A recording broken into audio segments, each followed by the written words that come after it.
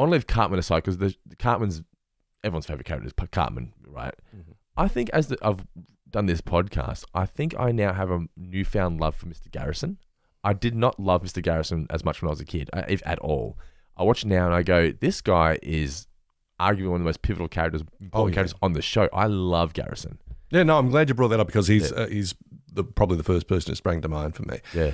It's funny you mentioned Cartman the way you do in terms of like, he's essentially the face of South Park, right? He's on the bulk of the merch. Yeah.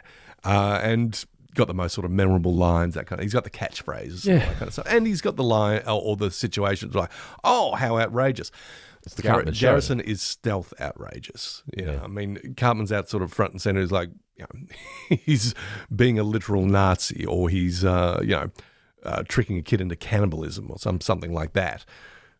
Meanwhile, Garrison's in the background, just sort of dropping these sort of sly one-liners. Like, wait a minute, what? Yeah, did he say that? And Dirty Sanchez. Yeah, all that kind of business. And I think Parker and Stone recognized that as they went along. It's like, we can plug this guy into various things to make a point that we want to make, or just for heightened, outrageous comic effect. And it won't feel quite as, can you believe what Cartman did this episode? It's not necessarily something that you would have as the ad, if you know what I mean. It's like, tune in this week when Cartman does this. It's more, it's embedded in the work, and you sort of come away from it and go, wait, what? Yeah, you're a bit and it's clear that Trey and Matt realized how great of a character Garrison was as the show was going. Like season 2 or 3, he was starting to get more and more stories. Yes. And even when they went up a grade to 4th grade, they still kept Garrison giving his side quest. Yeah, they recognized, we can't get rid of him.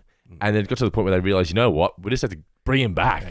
And we have to find more things for this guy to do. But with some degree of integrity. We can't just have him show up and going, guess what, it's the Garrison hour. No. We have to integrate him into the show. And they have to evolve him as well. So he evolved from being Mr. Hat to it's now Mr. Slave and things like that. I think they really started to play up his homosexuality a lot more. He's more outward with it. The kids don't seem to mind, so he's just being more outward with it. But the character Garrison also does need, I think, Cartman and whatnot to bounce off.